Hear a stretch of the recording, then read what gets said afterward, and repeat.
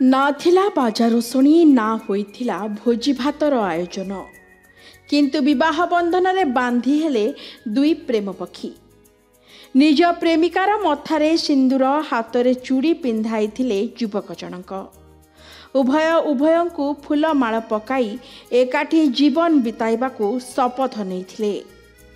दर्शक बंधु कथारे अछि प्रेम आगरे सबु तुच्छ। ठीक एमिति एक घटना एबे सामना को आसी। भल पाई युवकंकु विवाह कले एही किन्नर जनक।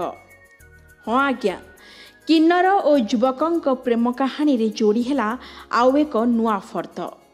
किन्नर संजना बेहरा को थाना रे विवाह कले कामाख्यानगर थाना राजकुला काटेणी गाँवर युवक दीप्तिमय महाराणा। सूचना अनुसार दीप्तिमय भुवनेश्वर रे फूड डेलीवरी बॉय भाबे काम करुवा बेले किन्नर संजना सहित तांकर देखा होइथिला। प्रथमे से किन्नर संजना को तांको प्रेम जाल रे फसाइथिले आउ मिठा मिठा कथा कही प्राय वर्षे काल संजना ठारू अनेक किछि नेइथिले युवक दीप्तिमय। दीप्तिमय विभिन्न समय रे संजना ठारू मोटा अंकर अर्थ नेबा सहित तांको सुना अलंकार जहाँ भी थिला सबु नेइथिले। मात्र विवाह कथा उठिला बेलकू धरा छुआ देउनथिले, जहा फल संजना किछि उपाय न पाई शेषरे बाध्य होई थाना रे एने अभियोग करथिले। तेबे कामाख्यानगर थानार आश्रय नेबा परे पुलिस घटना रे हस्तक्षेप करथिला। उभयंकु थाना को डकाई पचरा उचरा करथिला पुलिस।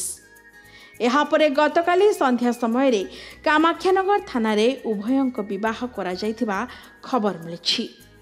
तेबे संजना कहिसंती आम भितरे टिके मनमालिन होइथिला, किंतु एबे से सबु किछि ठीक हो जायछि। एबे आमे उभय मिसिकी संसार करिबु।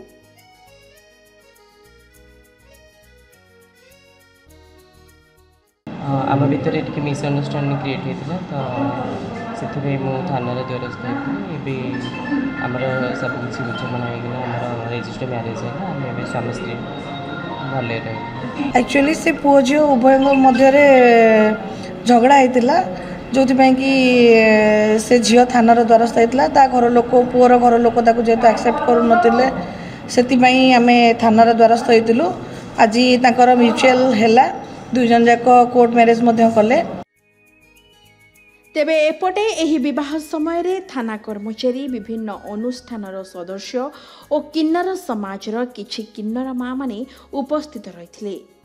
तेबे आगामी जीवन सेमानंकर सुखमय हेउ से नहीं सभी शुभकामना जणाइथिले। कामाख्यानगर सदाशिव सेठी रिपोर्ट के न्यूज ओडिशा।